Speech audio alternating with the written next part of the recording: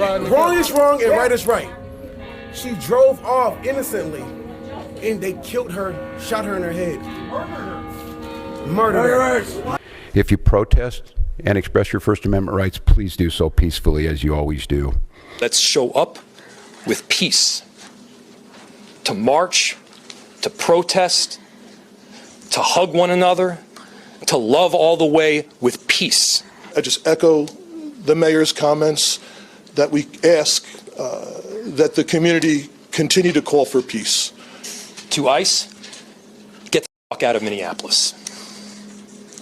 To Donald Trump and Kristi Noem, you've done enough. They are already trying to spin this as an action of self-defense.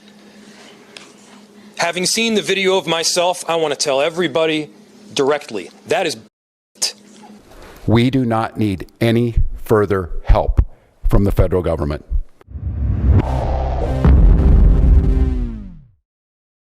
This is fucking ridiculous. You don't protect.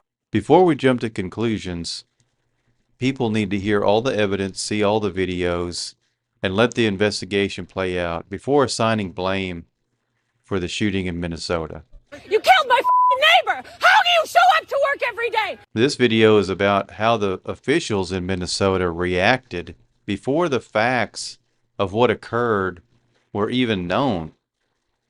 You don't lower the temperature by calling for peace using rhetoric that only fuels the fire.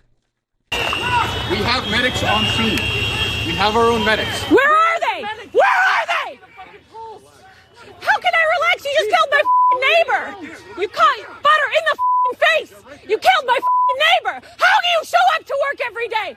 How the do you do this every day? You're killing my neighbors. You're stealing my neighbors. What the fuck, man?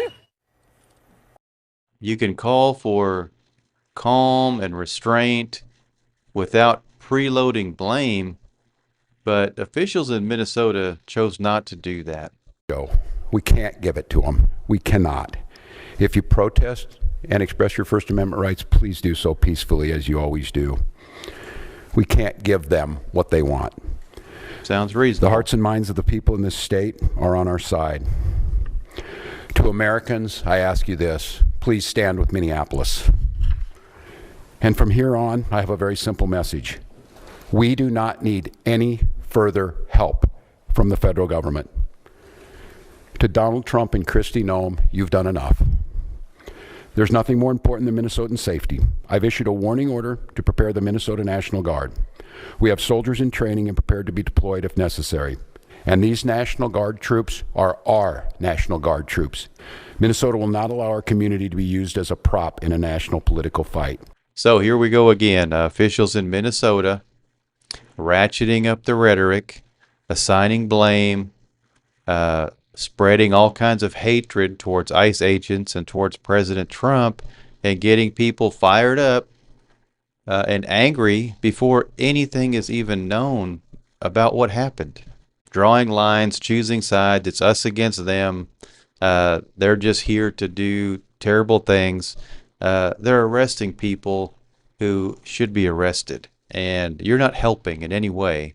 And you create this problem by not helping, and also by giving these false narratives that get people so angry at ICE agents. We don't know. Maybe they were completely justified in what happened.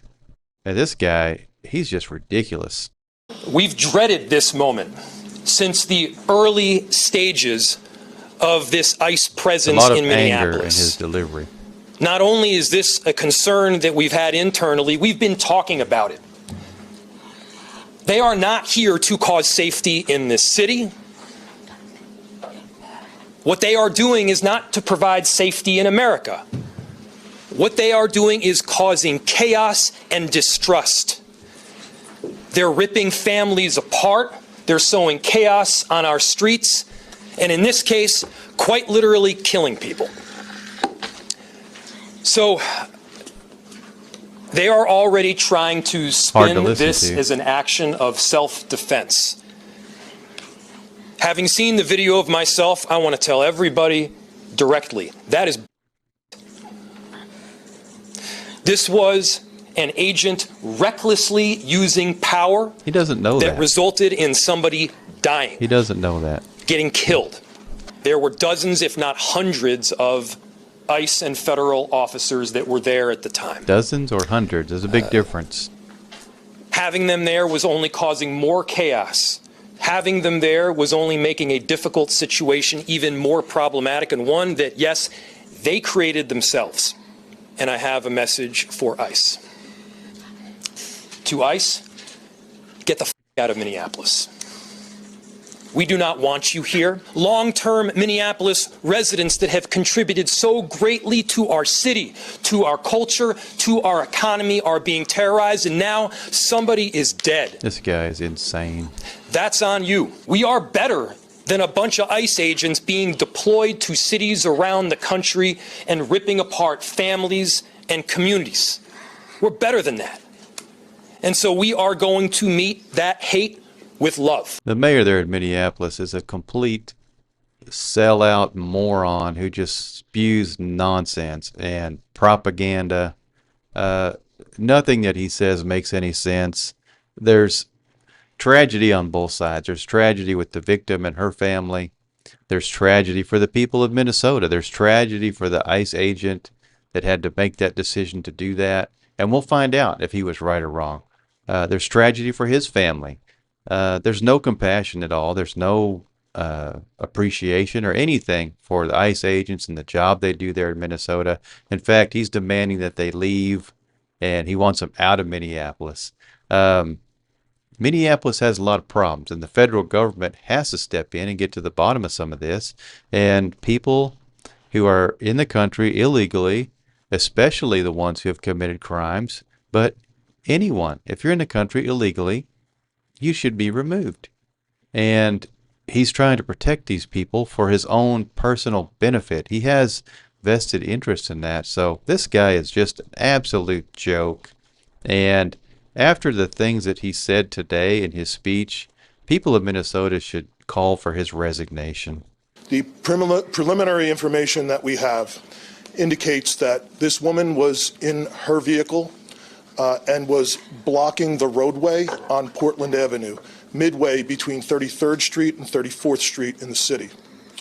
At some point, a federal law enforcement officer approached her on foot, and the vehicle began to drive off. At least 2 shots were fired. The vehicle then crashed on the side of the roadway. Again, you'll see the video for yourself and you can kind of watch. There are two narratives here. One from the Trump administration, which we'll read to you in a second, and then one we just heard from local law enforcement. Identifying her as Renee Nicole Good, 37 years old, according to multiple U.S. officials and lawmakers, that she was a U.S. citizen. And local officials here saying they think this is important, that she was absolutely not the target of ICE operations here in the area. People have been chanting her name in this crowd behind me. You saw this protest here in the last hour. It's grown significantly since then. We've been asking people in this crowd, what did you see when you saw the video? And the incredibly consistent through line is that no one that we've spoken to agrees with the Trump administration's characterization of what they say happened here earlier today. We're at the intersection where this shooting took place. The Trump administration, of course, saying that ICE officer was firing in self-defense. As we now know, Renee Good drove toward him. People out here say they don't see someone trying to hit an ICE officer with their car. They see, we had multiple people tell us this, they believe they saw someone trying to get away, someone trying to steer away from the officer and flee the scene as multiple officers surrounded her car, the one who eventually fired stepping in front of it, which you can see in the vehicle. So a lot of anger at ICE in this crowd. A lot of anger, but they don't even know if there's a reason for them to be angry. This woman apparently, unfortunately, put herself in harm's way. It sounds like she had been agitating the ICE officers before this actually occurred. She's blocking their path in the road. She's not exiting her vehicle when they're telling her to. And it looks to me like she hit the ICE agent that was in front of her vehicle as she left when she hit the gas. So she put herself in a very bad position. And I think the rhetoric from these politicians drives a lot of these people to do this. Some of them, they have nothing better to do. Some of them, they have mental issues. Some of them are just overly passionate. They get caught up in all this stuff and their emotions get out of control. It seems like we all see this event very differently.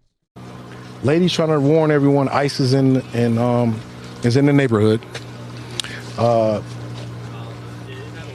Just letting them know, hey, telling ICE, hey, you're destroying families, whatnot.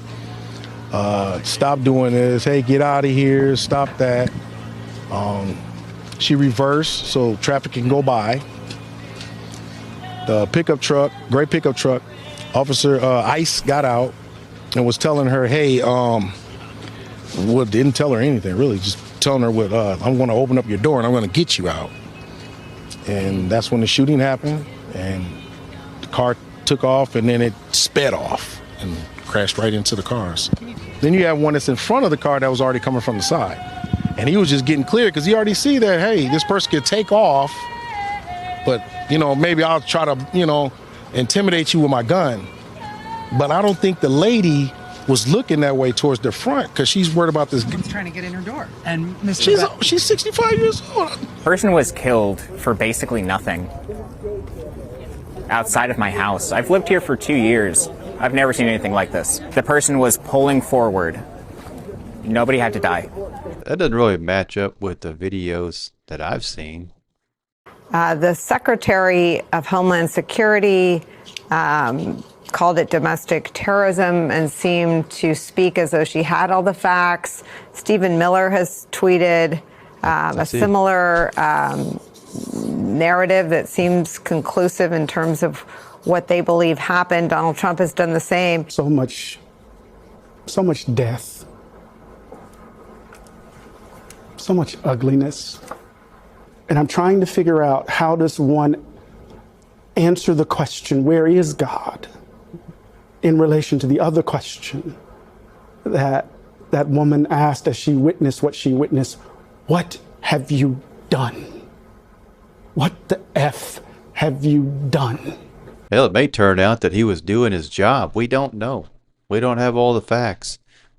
Maybe he did his job, and that's just an unfortunate tragedy, but this happens sometimes when people antagonize and interfere with law enforcement who carry guns and are authorized to use deadly force in certain situations. So sometimes people put themselves in very, very bad situations. I have just viewed the clip of the event which took place in Minneapolis, Minnesota. It is a horrible thing to watch. The woman screaming was obviously a professional agitator, and the woman driving the car was very disorderly, obstructing and resisting, who then violently, and again, ICE just trying to enforce the law. Ran over the ICE officer who seems to have shot her in self-defense. He goes on to say they are just trying to do a job of making America safe. We need to stand by and protect our law enforcement officers from this, and these are his words, radical left movement of violence and hate. Again, that was President Trump's evaluation as he watched the video earlier. And Megyn Kelly had a good breakdown of this video. Now we see where that third cop came from. He came from the front of her SUV. He was in the road as her SUV accelerated toward him. Stand by here. You can see it. There he is. He's right there. He's standing in the road, and her car comes for him. And it appears to be that he opened fire. It looks like look, she right made here, contact you can see a cop dressed in black. He's standing right there. Her car comes. He tries to get out of the way. And that's when we believe he opened fire. I'm sorry, but this is very supportive of the police's story. There still will be a debate on whether he should have shot, he should have opened fire. But this does support the statement that he felt he was about to get run over. And that's why he drew his firearm. But we're surging operations because of the dangerous situation we see in this country, and because we're no longer going to allow illegal criminals to damage and harm, to kill, to sexually abuse, to proliferate drugs, and to steal American taxpayers' dollars. This city has burned before, and your mayor and your governor let it happen.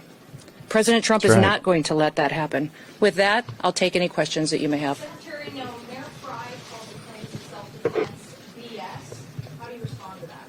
I say that he doesn't know what he's talking about. It's very clear that this really individual doesn't. was harassing and impeding law enforcement operations. Our officer followed his training, did exactly what he's been taught to do in that situation, and took actions to defend himself. And the officer was hit by the vehicle. She hit him. He went to the hospital. A doctor did treat him. He has been released, but he's going to spend some time with his family. So there you go. The agent did go to the hospital. He was treated and released for some type of injury. Again, that's something we will find out more later. But these ICE officers are out there, and just unbelievable pushback from some of these communities. And they're removing criminals from our streets. And I don't understand why people want to fight that. Well, actually, I do. There's many reasons why people want to fight that, but they are doing what the law tells them to do, and they have the support of most Americans. They should have the support of all Americans. But unfortunately, places like Minneapolis, they have the support of very few people, which makes their job even harder. And if the government and the people there would be more helpful and more cooperative, they could do their job much easier. It's clearly established law that a vehicle driven by a person and used to harm someone is a deadly weapon. Deadly force is perfectly lawful when a threat is faced by a weapon. Jonathan Turley was on Fox News, and he really did not have anything good to say about the mayor and his statements and the way he's ramping up the hatred and the rhetoric there in Minneapolis. Conference with the mayor, and I found it breathtaking how reckless his rhetoric became. He was clearly playing to the moment without knowing all of the facts. There hasn't even been a completed investigation, and yet he was declaring this officer as guilty of murder. He was doing that with a huge mob forming around this site. So I can't imagine anything more irresponsible than what we watched from the mayor. I'm not surprised given the history of that city, but I don't understand how any elected official could fuel the rage as he did. And then to say that we're doing this out of love and then follow that with a line of profanity and demanding that all ICE leave the state seems rather in conflict.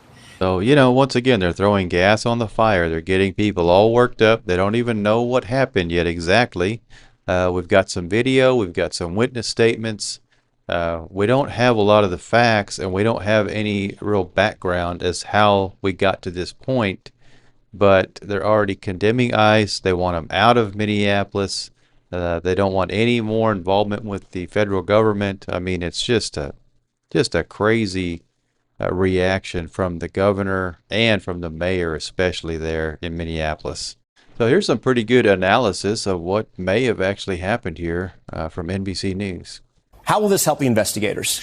Whatever is said here, what these officers say, if the driver said anything or not, could really help them understand whether or not they thought there was some sort of an imminent threat. Was this person trying to listen to them? Were they scared? Or is this going to be a problem? And then, of course, what the driver does next. Let's play that video. Trying to leave there. One of the officers felt like they were forced to fire, and they do. So, sometimes facts don't matter. Rhetoric is what really matters, and they're definitely getting people fired up. Are we going to have protests nationwide?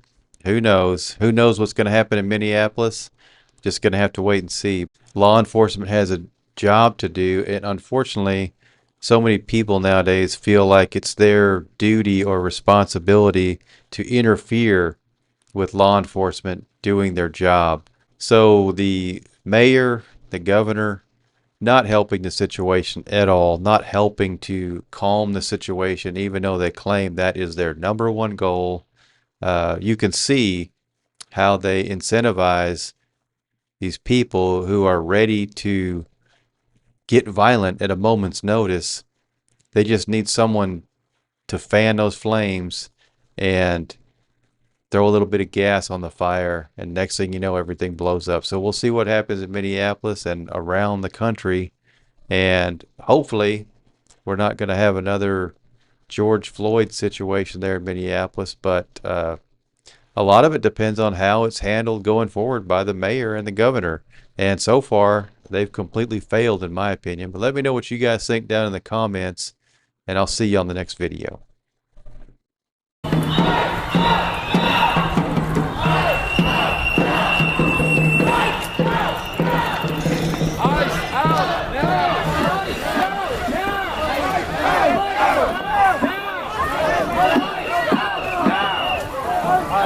Yes.